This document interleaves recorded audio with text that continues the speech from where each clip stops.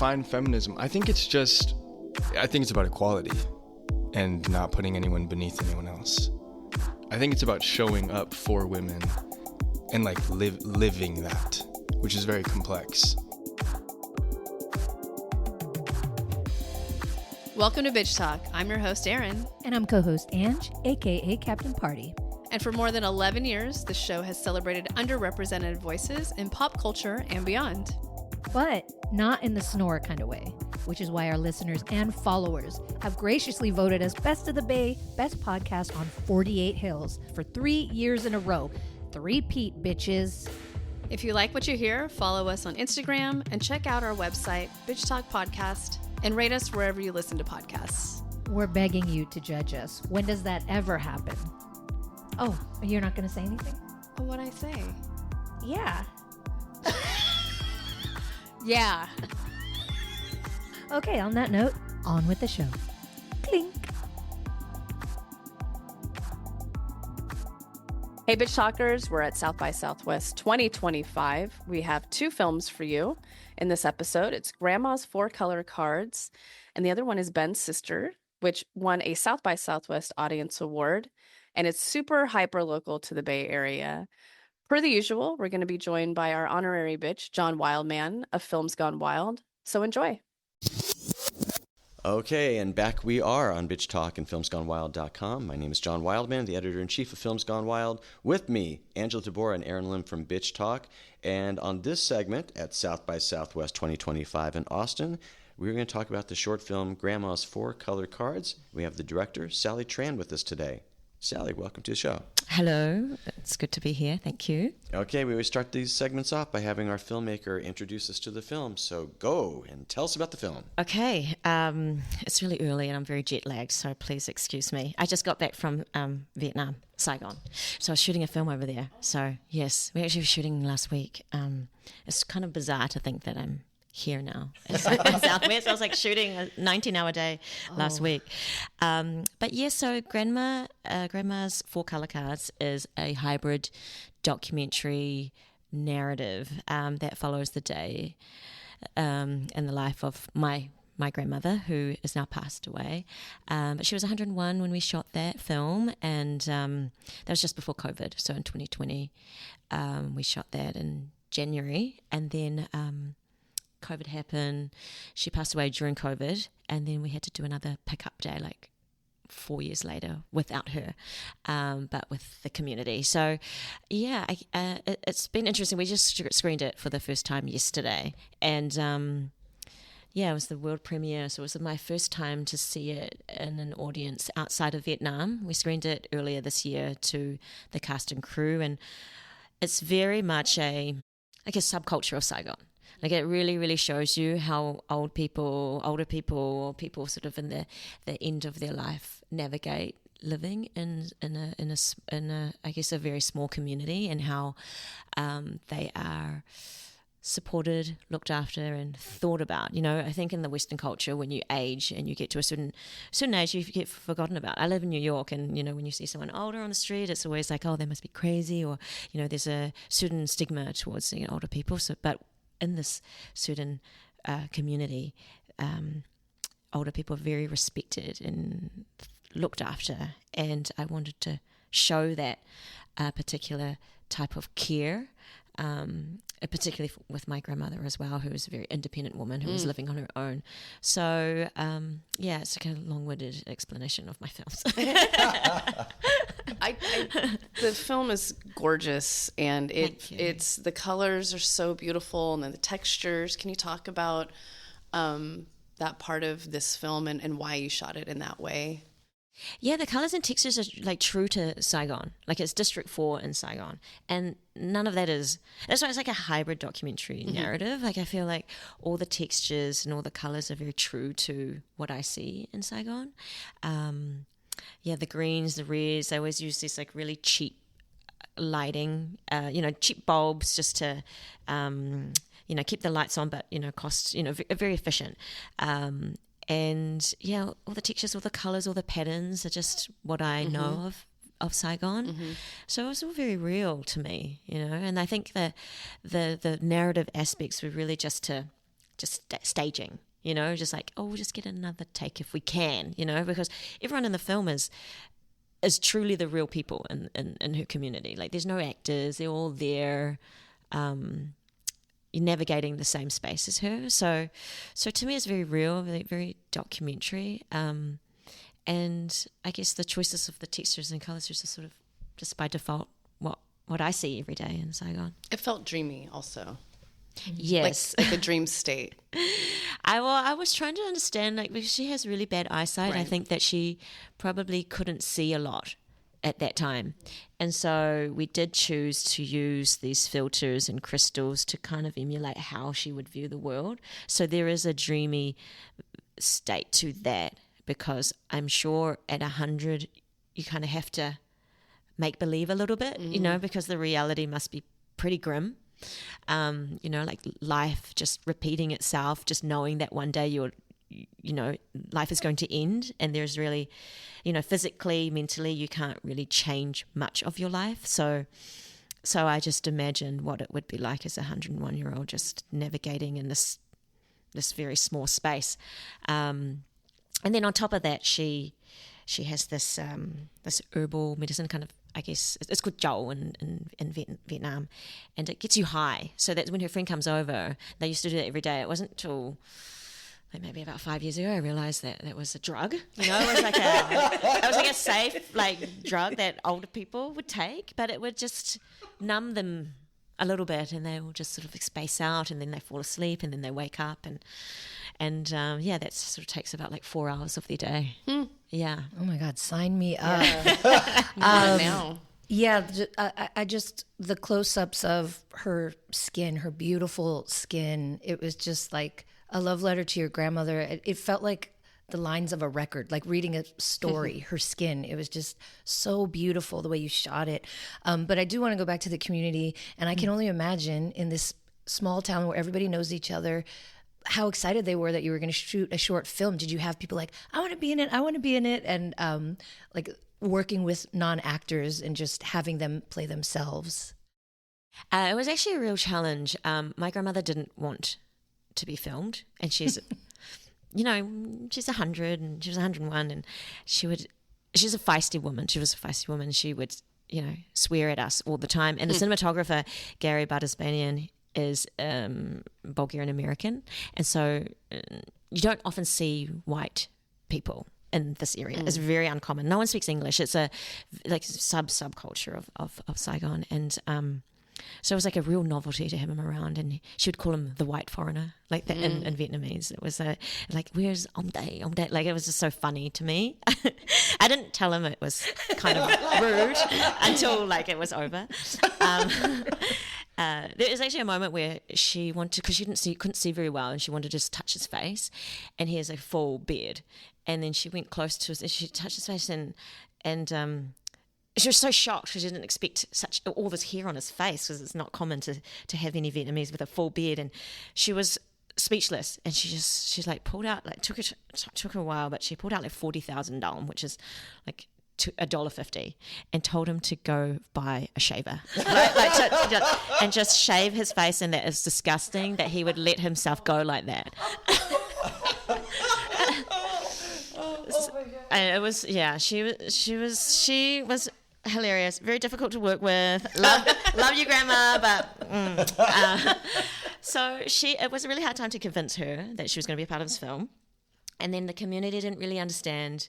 Like, they are so, I don't know, they're so separated from like the normal world, civilization, just like the way that we navigate. Like, the idea of making a film is, they just don't get it, it's like they work in, very, like cleanage, like really, really like some simple working class types of people. So like the idea of the film was so foreign to them. They had no idea what was going on, and all the little kids, we were so excited to see these big cameras and all these all these camera guys like running around with gear. So they were excited, but didn't really know what this was, And I say it's only a short film, it's like 5 minutes, but we'd be shooting for 4 days. They're like, why is this taking so long? It's only meant to be 5 minutes, or 10 minutes. So it was tricky, but I think there were definitely folks in the community that really that understood what we were doing, and really excited to be a part of it. They haven't actually seen the film yet, so I need to find a way to screen it to them. They're the types of people that wouldn't go to a cinema or have never been to a cinema, right? Like I would have to get a projector and set up something in the backyard, and everyone can watch it like publicly in the outdoor space. So it was definitely very tricky to shoot. Yeah, more tricky than I thought. I was like, everyone's just going to come and say a few lines. No. Never. No, never. One of the things I loved about it is the way that it takes place in terms of the community caring for her. And, whether bringing the bananas in the morning or going to get the noodles, and I was like going, I would love to be on that noodle run. And the fact that, it's not even just one person, like they're trading off, like going, I'll get the noodles, I'll hand it off to you, and then you'll hand it off to them, and then you'll bring it to grandma. All right. That I found just wonderful and delightful. But you've mentioned something, and I would love for you to talk about this as a filmmaker, which is the idea that making a hybrid documentary and narrative film. We've seen the idea of documentaries just expand so astronomically in the past few years, what we consider to be a documentary. And and as filmmakers, it comes from what do we need to do to tell a story, and what do we need to do even to tell a true story, and to get that across to the audience, what we feel and what we see. So talk about that, and talk about the initial idea of like going, well, this is what I want to show grandma, and I want to do this, but the normal ways to do it, of having people talk or whatever, that doesn't really serve this. So I'm going to do this, and why the hell not? It's my movie. So talk about it. Yeah, I'm actually primarily a documentary filmmaker, so a lot of my work is documentary. I actually made my first narrative short last year, and as a doc filmmaker, you always have to question, like, what truth am I telling, right? Like, subject-wise, like, it depends what kind of filmmaker you are. Like, what side do you have? Would you want to keep it, open? You want people to make their own decisions. So I think you always have that question of, like, what am I trying to say as a documentary filmmaker as well as a narrative filmmaker? So it's interesting to put the two together. Like, what truths or what reality do I want people to take from this? And then often with my documentaries, they're usually rooted in history, some sort of historic event or an idea that has come up in the past that makes you think. And then I always sort of mix it with like a reenactment or animation or mixed media. And then when you start to introduce that, then you are taking it away from the truth, right? Like archival.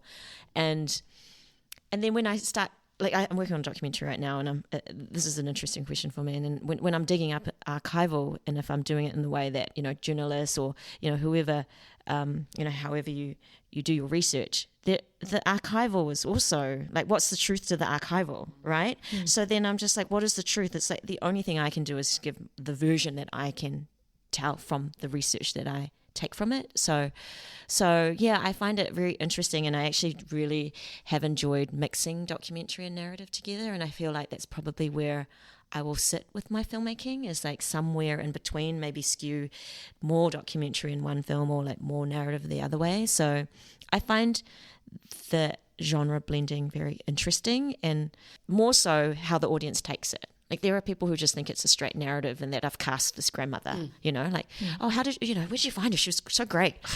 And like, and then people think, oh, these extras the people are actors, but they're not. They're really the people, and I have asked them to say certain things, right?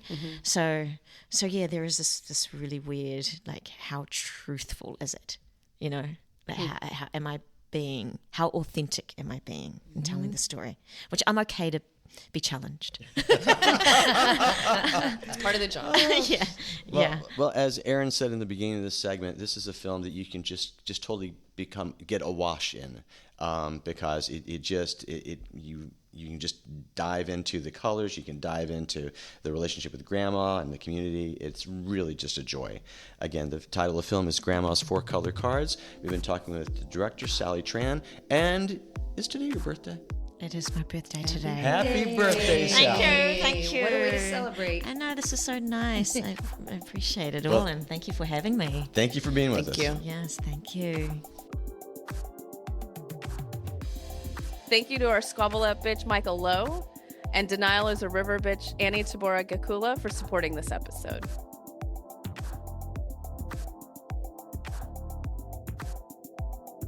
Okay, here we go. It's time for Bitch Talk and FilmsGoneWild.com here at South by Southwest 2025 in Austin. My name is John Wildman, the editor-in-chief of Films Gone Wild, here with Aaron Lim and Angela Tabora from Bitch Talk. And on this segment, we're going to talk about a short film called Ben's Sister. And we have with us Emma Weinswig, the director of the film, and the subject and brother, Ben Weinswig. Welcome. Hey, thank you. Okay, Thank you. We start this segment off by having you guys introduce our audience to the film. They haven't seen it as yet. So, Emma, tell us about the film. Awesome. So the film is a 2015 period piece. It takes place.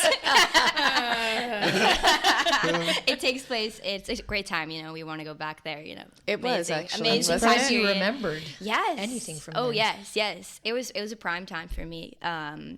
You know, it's before like social media was really what it was today. That's why I think it's primarily really interesting for the film, because the film centers around a senior scavenger hunt that was truly based on a thing that existed at our school. I think it's now not happening anymore. We confirmed Canceled. last night. Canceled. It made national news in 2019, and Which I didn't know the until list last got night. leaked to the press, and so it like got put on national news. It's really bad. You know, the seniors comprise this list of like really fucked up drinking challenges, hazing challenges, you know, go streak through the like elderly home, the Redwoods, which is like where old people go retire, the retirement home, you know, go like kidnap a freshman, hook up with them, you know, things like that. And it centers around a group of boys, senior boys, you know, top of their class in terms of popularity, peak of their coolness. Ben is in that group of boys, and they're participating in this scavenger hunt. They're all fuck boys. Big time. John, do you know what that is? Sorry. Yes, Grandpa knows what that is. Yes. I know I'm the oldest man in the room here, but yes, I do know He this. walked so the fuckboys could run. Exactly. Right, John? We need you. Yes. Yes. So yes, there's that group of boys. Ben is our protagonist. We follow his sister as a freshman, and his sister wants to be cool and one of the boys, but still in like a hot girl way. You know, she's just like coming to terms with herself at school and like her sexuality in a lot of ways, and gets kind of brought into some of the antics when Ben's away doing something else for the scavenger hunt. And yeah, and it's just, I mean, it's really funny. It's really, really fun. It's a great time until it's not, you know? Yeah, I mean, I don't know if I would characterize it as fun or funny, because it felt like a horror film. Yes. And a little bit, as a woman, I think. And Yes. thinking back to like high school days, and man, we're just like, anyways, that was a long time ago. But y'all know we're from San Francisco. Yes, So Mill yeah. Valley is a very specific place in the Bay Area. Yeah. You guys can characterize it. I will not.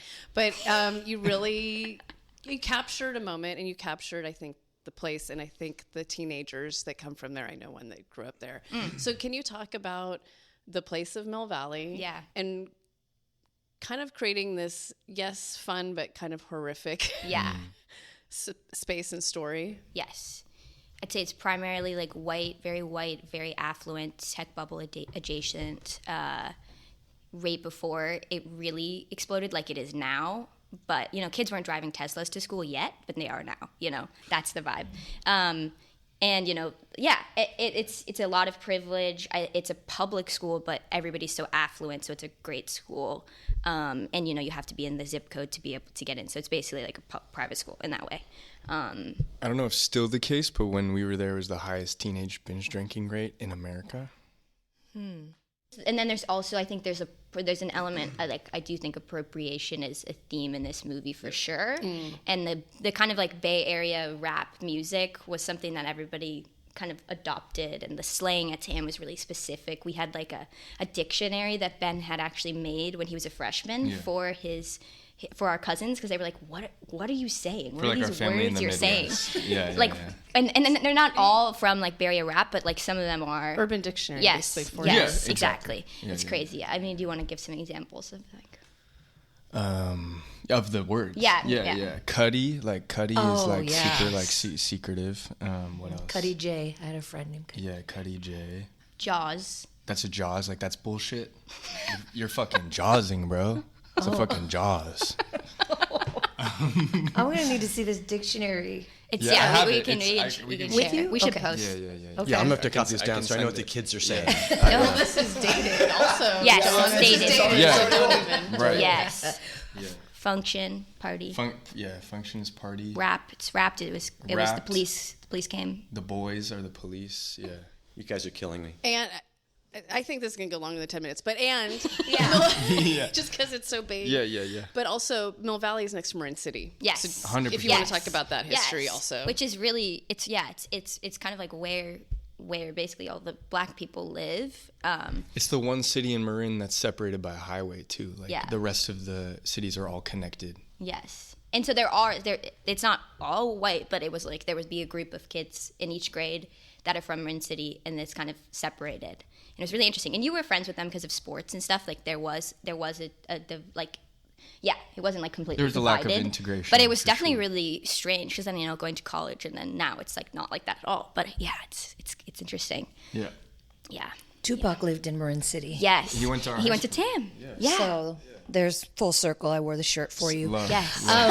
So I went to an all-girls Catholic high school, and I got in a lot of trouble. So I can only imagine if I went to your high school, and I was thinking to myself, like, which side would I have been on? You know, I'd like to think that I would have not participated, but it's just, I think you do a good job of also showing the complications of, like, you just want to fit in, but you can see a little bit of you is not really comfortable with it, or a lot of you isn't. But I think you do a good job by slipping that in there as well. It's not all just like fully clear that everybody's an asshole. So That's good. Yeah. So can you? I mean, I just had to ask you, Ben. Yeah. Can you define feminism? Happy International Women's Day. Was by it the a way. character Yeah, you were yeah, playing, period. or like just? Can you just define Yeah, it? For us? me, Ben, the real Ben. The real Yes, Ben. the real Ben. Yeah, no, I mean- your character No, can't. in character. Oh, he certainly can. character, Yeah. yes. Define feminism. I think it's about showing up for women and understanding. I think it's about equality and not putting anyone beneath anyone else, and like living that, which is very complex.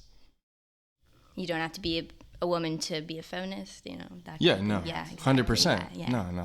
Yeah. But Ben in the movie, Yeah. It's funny He doesn't though. get That's that. a funny part Yeah. of it. I'm glad Yeah. that was funny. Yeah.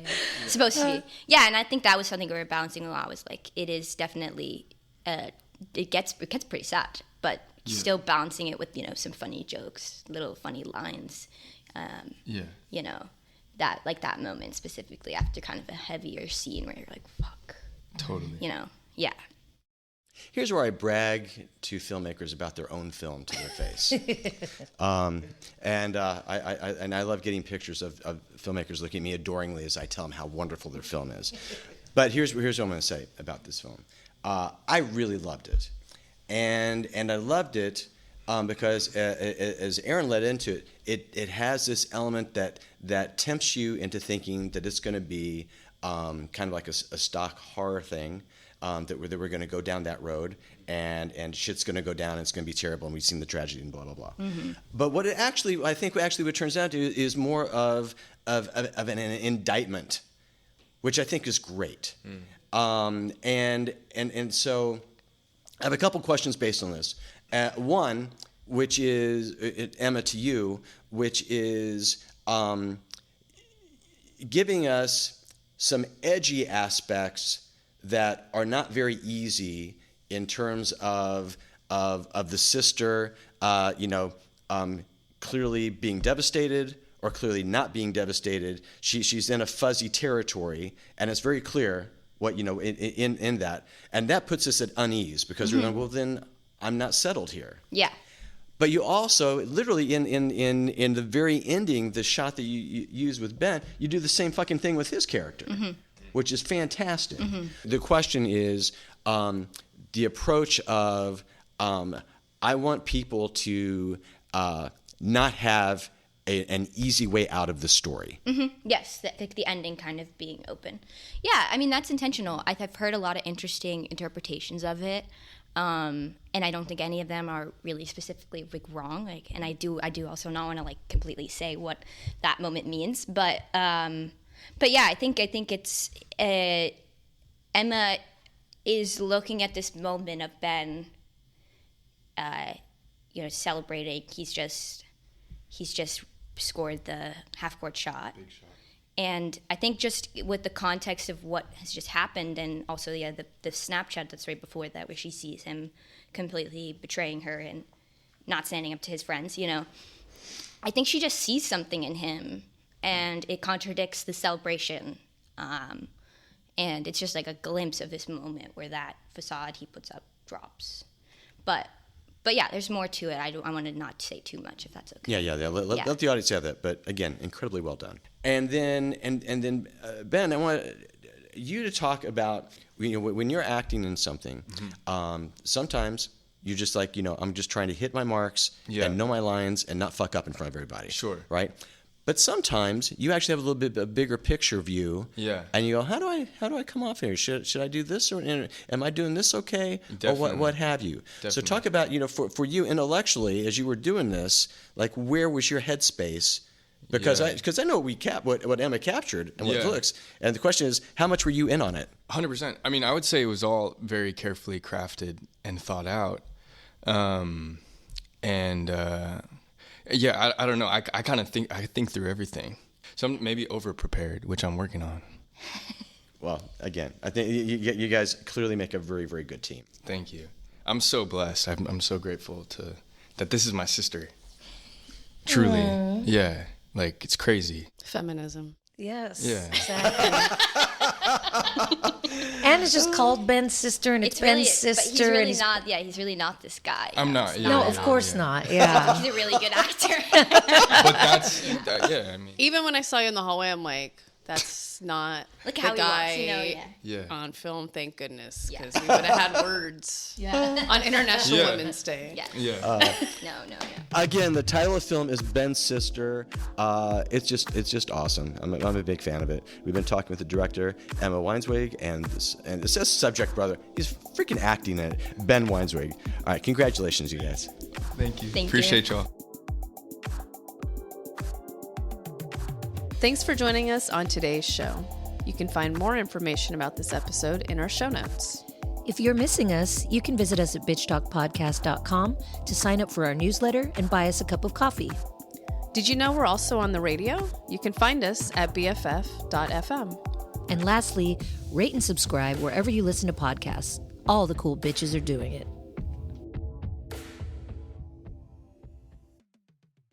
This podcast is a proud member of the BFF.FM podcast network. Learn more at podcast.bff.fm. BFF.FM, best frequencies forever.